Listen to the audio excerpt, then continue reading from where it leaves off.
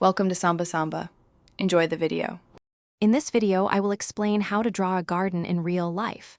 First, take a good look at your garden space. Notice its shape, size, and any existing elements like a shed or large trees. Then, grab a measuring tape and accurately measure the length and width of your garden. This initial observation and measurement are crucial for creating a realistic and functional drawing. Think about where the sun hits throughout the day. Now, let's lay out the main features.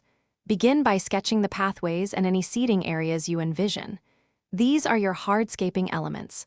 Mark down permanent structures like a patio, deck, or even a small pond.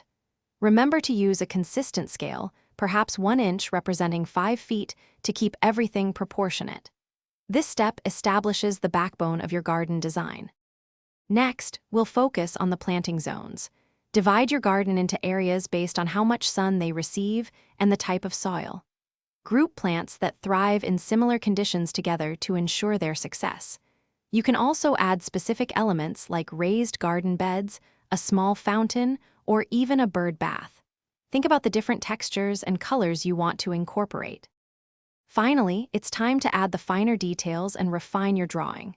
Sketch in individual plants, keeping in mind their mature size and shape. Use different shades of green and other colors to bring your garden to life and add depth. Step back and review your drawing. Does it flow well? Is there a good balance of open space and planted areas? Make any necessary adjustments for a beautiful final plan. Thanks for watching. Consider subscribing if we helped you.